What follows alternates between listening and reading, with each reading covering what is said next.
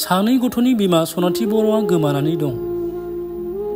धेमाजि जिल्लानि सिङाव थानाय दिपा बैग्रिगुरि गामिनि दैमालु बर'नि बिसि सनाथि बर'आ गावनि आंगो फिसाय आरो सानै गथ'खौ गारनानै थांनाय आगस्ट 13 खालाराव क'क्राझाराव गावनि न'खरनि सुबुंनाव आलासि जानो थांना थांनायानो दिनैसिमबो सहायाखै होनना फोरमायदों।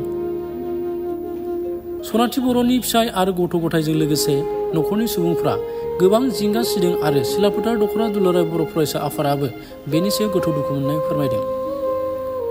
न'खरनि सुबुंफ्रा सनाथि बर'खौ जेरावखि थाया मानो गावनि फिसाय गथ' सानै आरो न'खरनि सुबुंफोरखौ गोसोखांनानै थाबैनो न'सिम फैफिननो खावलायदों आरो सोरबाफोर सनाथि बर'खौ बहाबाफोर नुसनबायोब्ला 8471878330 बे जानबुं नम्बराव न'खरनि सोद्रोमानिसिम फन हरनानै फैफिननांगौआथ' आरो जोंथ' लुगैदों दा लुगैनाया, ओमफ्राय फैनानै आरो मोजाङैल' फैथों, फैनानै मोजाङैल' थाफैनांगौ, बेनो आरो रावा। गथ' गथाय सानै गोजो दङ, न'खर बेंनो नांगौ एरि नांगौ ना, बेनो आरो। न'खराव आंथ' न'आवनो थाया, हाजिरा बिजिरा बबावबा बबावबा थाङो, न'आवनो थाया। दैज्लांआवल'सो थिग गैयिनि आं न'आव थानाय जादों आरो। जोंहा फिसौ सानै साबा आरो आंदो साबाल'सो, गावसोर बेनिफ्राय फिसौ सानै आं साबाल'सो जायो। दा LP आव फरायो उन्दै खासेया, ओमफ्राय आरो खासेया माबायाव थांबाय, दा हस्टेलाव दंहैयो माबानिफ्राय माबाखौ बारबाय आरो जेनेबा LP खौ बारनानै दा हस्टेलाव थांदों देग्लायसो। बेनोथ' आरो दा आबदाल खालायनायानोथ' नै बुरिबाबो बे बिखुनजोआनो खालायनांसिगोन होननानै मोजांबा बिदिनोसै आरो माथो खालामगासिनो दं। गिबियावनो गासै निउस पर्टेल बिथांमोननिसिम आंनि गोसो गोरबोनिफ्राय साबायखर जासिग्रोबाय।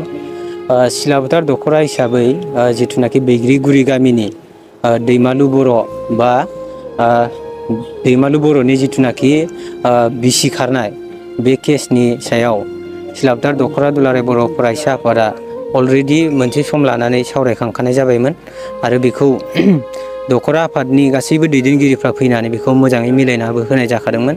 बे हिसाबै बिसोरो जोबोद मोजाङैबो थाफिनलायबायमोन। बिनि उनाव दाखालि जोङो मोनसे खोथाखौ खोनानो मोनफिनबाय जे दैमालु बिथाङा गावनि बिसिखौ न'सिम दोनहैफिनदोंमोन, बिमा बिफानि न'सिम। बेनिफ्राय 13 आगस्ट खालि बे हिन्जावसाया जिथुनाखि दैमालु बर'नि हिन्जाव, बिथाङा बिमा बिफानि न'निफ्राय गुबुनजों थांफिनबाय होननाय बे खौरांखौ जोङो मोन्दों। दिनै जोबोद दुखु मोनदों सिलाफोथार दख'रा हिसाबै। जोंनि बर' समाजनि गेजेराव बेफोर जाथायफ्रा हिन्जाव खारनाय बा गुबुन हौवाया गुबुन हिन्जावखौ लाना थांनाय, दिनै बेफोर समाजारि जाथायफ्रा जाफ्लेबाय थादों आरो ससियेल मिडियायाव बेफोरो गोबां भाइरेल जाबाय थानायखौ नुनानै जों बर' हिसाबैनो जोङो दुखु मोनदों आरो सिलाफोथार हिसाबै जोंहा जोबोद दुखु मोननाय दं। मानोना बिथांमोननि न'खरा खोब मोनसे फिसा न'खरमोन, साबा फेमिलि थानायमोन, बिखुनजो दंमोन आरो बिहा फिसाला सानै दंमोन। दिनै फिसाला सानैखौ अना खाना बियो गारलांबाय।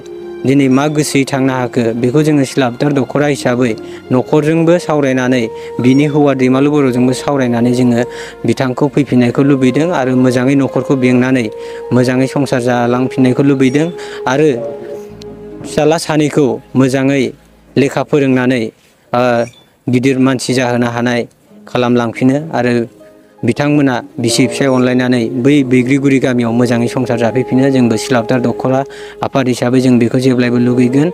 बिथाङा जेरावखि थाङा मानो आरो जाय हौवाया बेखौ लांदों बा जाय हौवाजों बिथाङा थांदों, बिथां हौवायाबो बुजिनानै जाहाथे बिनि न'खर परियालखौ जाहाथे दा सिफायथों, बेखौ बुजिनानै बिथाङाबो थिनहरफिननांगौ। आरो जोंनिफ्राय खावलायनाया बेनो, सिलाफोथार दख'रा दुलाराय बर' फरायसा आफादै बिथांमोनखौ जेरावखि नुवा मानो जाहाथे जोंनो बिथांमोननि गासैबो एड्रेसफोरखौ खोन्थाहरनांगौ बा बिथांमोनखौ हमनानै जोंनिसिम गथाय हरफिननांगौ।